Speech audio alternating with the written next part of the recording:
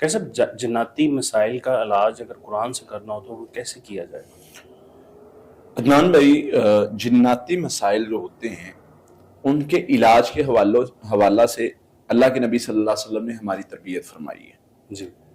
کچھ پڑھائیں بتائی ہیں، پڑھائی سے جناتی مسائل کا حل ہو سکتا ہے. بہترین طریقہ ہے کہ جنات کو ان کو جو ہے پڑھائی کر کے ان کو شر کو ختم کیا جا سکتا ہے. پڑھائی میں مختلف چیزیں اللہ کے نبی صلی اللہ علیہ وسلم نے بتائی ہیں. اس میں سورہ فاتحہ ہے جو صحابی کی وہ دلیل ملتی ہے.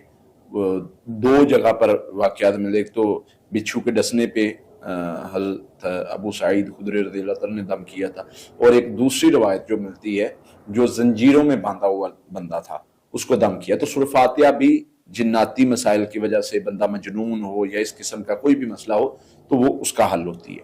پھر آیات الکرسی ہے. آیات الکرسی میں بہترین علاج ہے. آپ کو اندازہ نہیں، ایک بار آیت الکرسی پڑھنا جن جادو پر کتنا باری ہے آپ کو اس چیز کا اندازہ نہیں ہے. تو اللہ تعالیٰ نے نبی صلی اللہ علیہ وسلم نے یہ چیزیں بتائی پڑھائی سے جنات کا علاج جو ہوتا ہے. پھر اس کے بعد سورہ بقرہ کی آخری 2 آیات 3 دن تک جس گھر میں پڑھی جائے، نبی صلی اللہ علیہ وسلم نے فرمایا اس گھر سے جنات بھاگ جاتے ہیں. پھر نبی صلی اللہ علیہ وسلم نے فرمایا جو سورۃ البقرہ کی آخری 2 آیات رات کو پڑھ لیتا ہے، گارنٹی دیتی اس کو محفوظ کر لیا گیا. پھر سورہ فلق ناس، یہ معوذتین حفاظت کرنے والی، وہ تعویذ سے نکلا ہے نا، معوذتین حفاظت کرنے والی، پناہ دینے والی. تو یہ جو پڑھ لیتا ہے اللہ تعالیٰ کی طرف سے فرشتوں کی ڈیوٹی لگ جاتی ہے اس بندے کو، یہ بندہ محفوظ ہو جاتا ہے. اور کچھ رولز بتائیں. اچھا. نمبر 1 پڑھائی سے علاج، قرآن کی پڑھائی کرے. نبی صلی اللہ علیہ وسلم میں جناتی مسئلہ ہے، جناتی وسوسہ ہے، جناتی خوف ہے، آپ کو کسی بھی قسم کا مسئلہ ہے آپ اس کا قرآن سے علاج کریں، ہو جائے گا انشاءاللہ.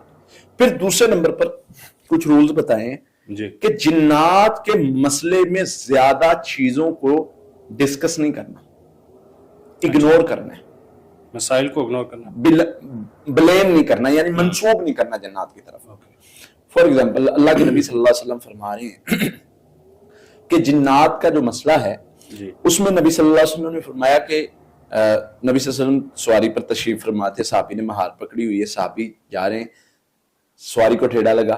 اب محاورتاً جو محاورے بنے ہوتے، صحابی نے کہہ دیا شیطان کا برا ہو. اللہ کے نبی صلی اللہ علیہ وسلم نے فرمایا شیطان کی طرف کیوں منسوب کرتے ہو؟ تو یہاں پر اللہ کے نبی صلی اللہ علیہ وسلم نے اس کو منع کیا کہ شیطان کی طرف کیوں منسوب کر رہے. اب یہاں پر نبی صلی اللہ علیہ وسلم نے سمجھایا کہ جب تم شیطان کی طرف منسوب کرتے ہو وہ پھول جاتا ہے، طاقت ملتی ہے، جنات کو طاقت ملتی ہے. جب تم اگنور کرتے ہو تو کیا ہوتا ہے؟ سکڑ جاتا ہے، ذلیل ہوتا ہے، سکڑ جاتا ہے، مکھی کے برابر اس کی طاقت رہ جاتی ہے. طاقت بھی آپ نے دینی اور کمزور بھی آپ نے کرنا ہے. پھر اسی طرح ایک اہم بات جو سارے علاج میں بہت ضروری ہے، اگر یہ نہیں کچھ نہیں، وہ ہے بلیف سسٹم، توکل. اللہ تعالیٰ نے کرائٹیریا بنایا، اصول بنایا، اللہ تعالیٰ نے ایک حدود بنائی کہ جو اس میں آئے گا اس کو میں فائدہ دوں گا، اس کی میں حفاظت کروں گا. تم نے 100 بار پڑھ لیا، 1.25 لاکھ بار پڑھ لیا، پڑھنے کے بعد پھر شک ہے، توکل نہیں ہے، توکل نہیں ہے، تو پھر اس کے لیے ہم کافی نہیں ہوں گے. وَمَن يَتَوَكَّلْ عَلَى اللَّهِ فَهُوَ حَسْبُهُ، توکل کرو گے تو ہم آپ کے لیے کافی ہوں گے. تو یہ اللہ کا اصول ہے، جو توکل کرے گا اللہ کی مدد اس کے ساتھ. پھر اسی طرح سے توکل کرنے والے کے لیے یعنی توکل کرنا بہت ضروری ہے. اور پھر اس کے ساتھ ساتھ قرآنی علاج میں کچھ چیزیں، کچھ علاج اور بھی بہت سارے یعنی وہ شروع مطلب مختلف طریقہ علاج ہوتے ہیں. یہ وہ علاج ہے جو خود کر سکتا ہے انسان. تو وہ خود والے علاج جو ہیں وہ یہ ہیں. پھر اس کے بعد کچھ معالجین سے علاج آ جاتے ہیں، کچھ تعویذوں سے علاج آ جاتے ہیں. تو ان علاجوں ان طریقوں سے بھی وہ علاج منسوب کیے جاتے ہیں. لیکن قرآن پاک سے جو علاج کیا جاتا ہے وہ یہی علاج ہے. ڈاکٹر صاحب کس صورت میں معالج کے پاس جانا پڑتا ہے جنات کے علاج کے لیے؟ معالج کے پاس جا سکتے ہیں معاہد اگر صحیح علاج کرنے والا معالج ہو.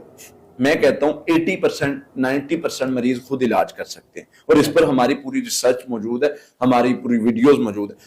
معالج کے پاس اس وقت جایا جاتا ہے جب نہ تو مریض پڑھ سک رہا ہو، نہ مریض وہ یعنی کوئی ایسا کام نہیں کر سکتا جس سے وہ شر کو ختم کر سکے، تو معالج کی ہیلپ لی جا سکتی ہے. یعنی جنات نے اتنا کنٹرول کیا ہوا ہے، وہ بار بار مار رہے ہیں، تنگ کر رہے ہیں، ہراس کر رہے ہیں، خوفزدہ کر رہے ہیں، شرارتیں کر رہے ہیں، تو آپ معالج کی ہیلپ لیں. اللہ تعالیٰ نے اس کو علم کی نعمت سے نوازا ہے، اس کی ہیلپ لیں، ان کو شکست دیں.